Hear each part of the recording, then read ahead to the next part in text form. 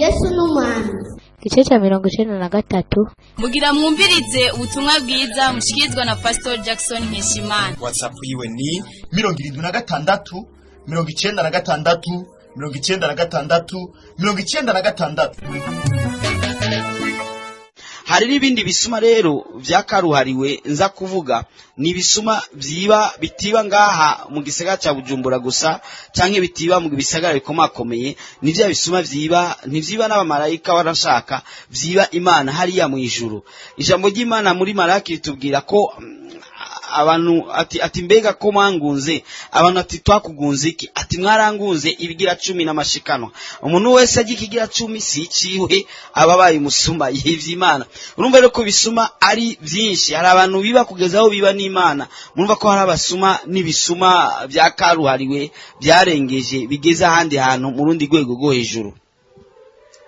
Kuba wiba suko kumbura wavutse uri umusuma, canke kuba wiba suko waravuze ati jengiye kuba umusuma. Mugabo biza buke buke bivanye kumbure n'impamvu runaka. Hari abantu biba bivanye n'imico yabo. Hari ikindi gisagara numvise bavuga ko aho hantu na hafi nyene hafi imbere ni mu gihugu duhana imbibi. Muri ico gisagara kiri muri ico gihugu kugira ngo umukazana no kuvuga umwigeme yabiriwe ahantu kugira ngo bamenye ko azotunga umugabo cyangwa azotunga umuryango bamuhikapo bakamubwira ati genda usume ata amafaranga utwaye. Ni watatacuzanye bizumvikana ko udashobora gusumira umugabo. Mugabo ni wataha ufise ivyo wasumye ivyo wazanye no kuvuga wivye aho birumvikana ko uzoba ari umuntu ushobora gutunga umuryango.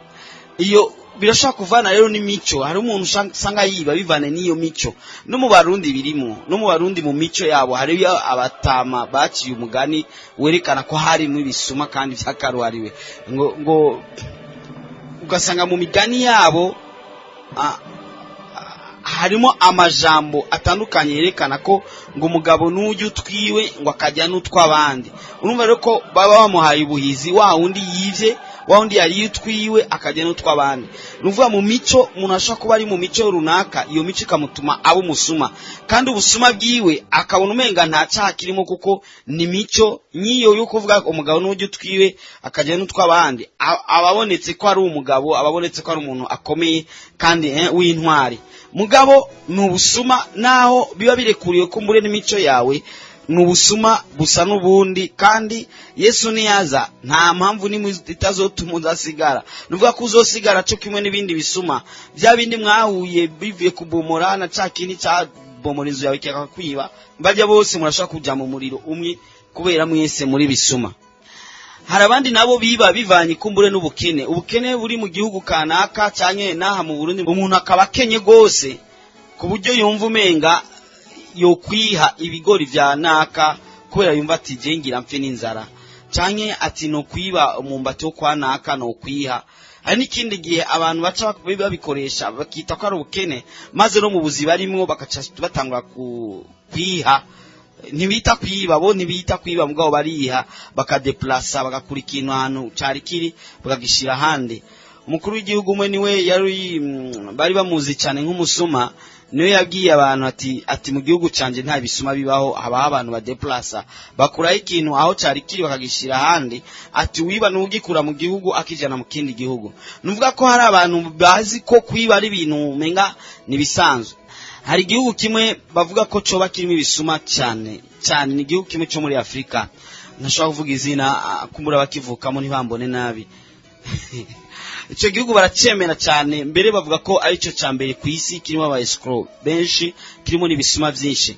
Iyo ni inkuru gusa isanzwe yerekana ubusuma.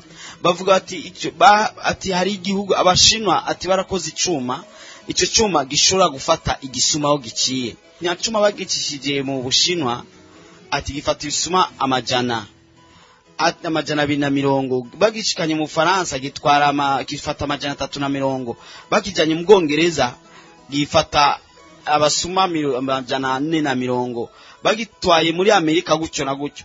Ati mugabo bagitwaye muri ico gihugu we wibaza ko baronse ibisuma bingana iki? Ahubwo bahavuye banaciba naco nyene kwerekana ko ari ibisuma karuhariwe bahavuye banaciwe.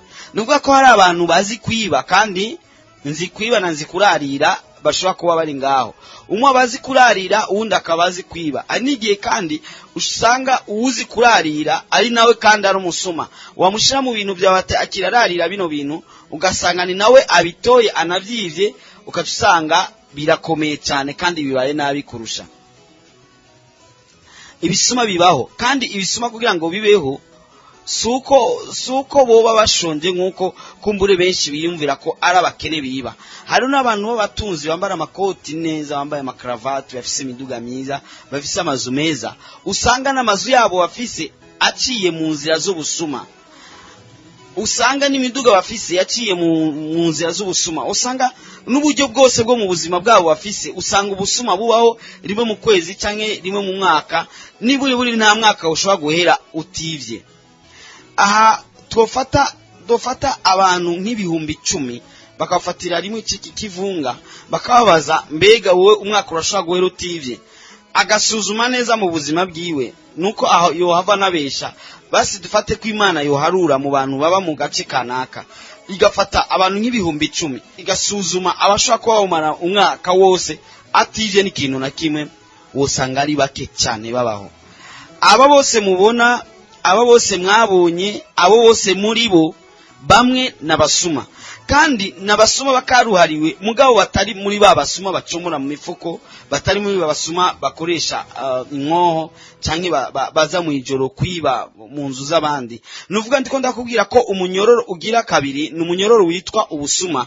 Muhejeje kumviriza ubutumwa bwiza mushikizwa na Pastor Jackson Nkeshimana. WhatsApp yiwe ni 76 96 96. Urashobora kandi no kubusanga kuri Facebook yiwe canke YouTube yiwe. Ukaba wahezagiwe burungikire n'abandi.